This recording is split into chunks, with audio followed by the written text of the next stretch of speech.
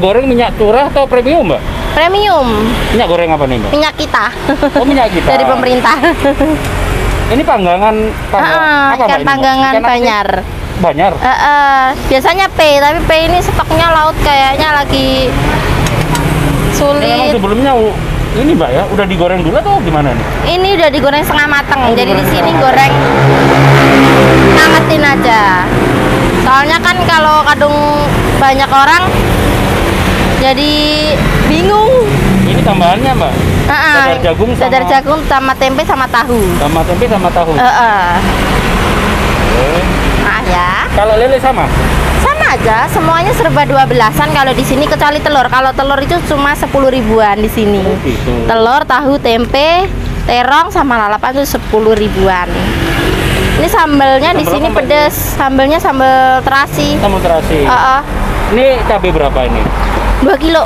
2 kilo? 2 kilo dimasak, digongso sampai mateng 2 jaman lah, Mas.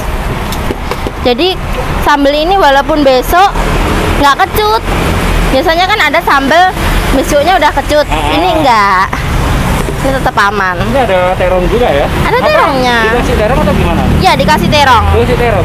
Jadi lengkap lah. Ini yang bikin resep sambelnya siapa, Mbak? Atau Ibu. Mbak Putri sendiri? Oh, ibu. Jadi keturunan nomor 2. Berarti generasi kedua ya? Generasinya yang kedua. Bentar ya. Ini biasanya kalau per hari habis berapa porsi sih, Mbak, setiap harinya sih, Mbak? Biasanya Berapa porsi? 50 lebih. 50 lebih ya? Hampir 60-an ya lebih lah. Kalau ngitung porsi ya. Tapi ya lauknya campur kayak tahu tempe kayak gitu. Kadang kan orang nggak terlalu suka makan ikan, udah tahu tempe aja itu bisa. Tahu tempe aja itu sekitar 7 ribuan. 7 ribuan ya? Tahu tempe. Bentar ya. Ini udah mateng. Oh, Tirisin dulu biar minyaknya nggak ada. nanti digeprek atau gimana ini? Dipenyet. Oh, beda. Kalau digeprek ayam geprek dong. Nah, dipenyet dulu. Ini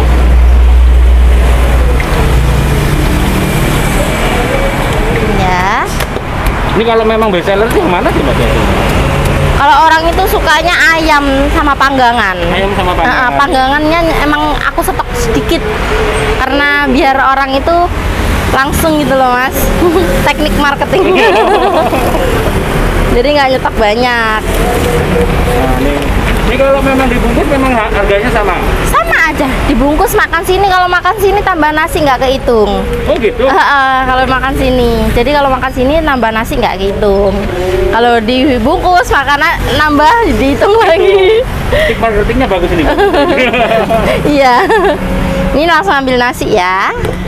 Ini nasinya banyak, porsi kuli lah. Soalnya kan ada banyak anak kos, Gitu. terus yang kerja, jadi emang porsinya banyak. Itu mulai buka jam berapa sih ini?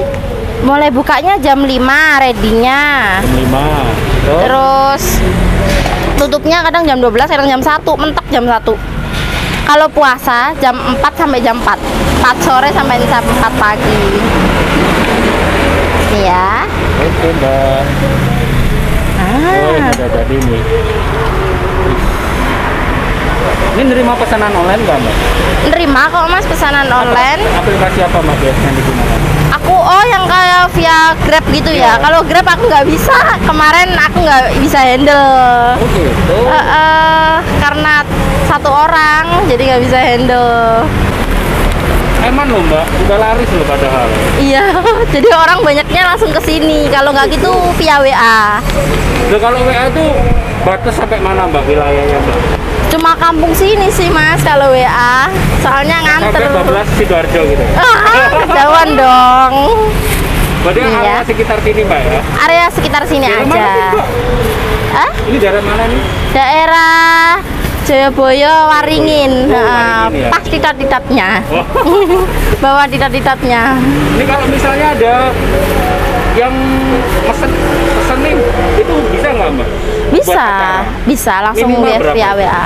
Minimal 20 lah. 20. Biasanya 20 bisa nganter. Tapi untuk biasanya untuk daerah di luar Joyoboyo ada ongkirnya nggak? Oh pasti ada kalau ongkir. Bensin Mbak ya?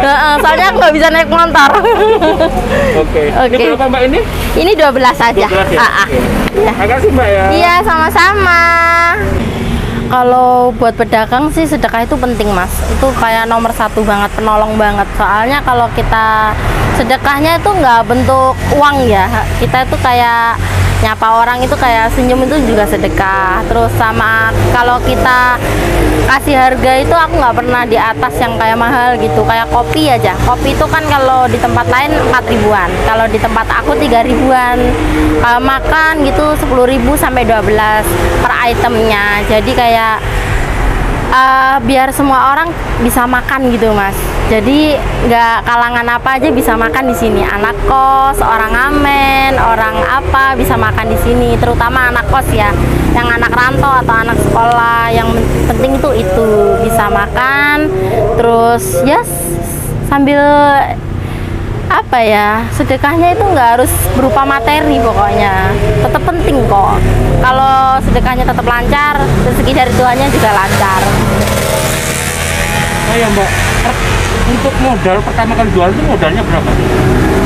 Untuk modal pertama ya, modal pertamanya itu 500.000.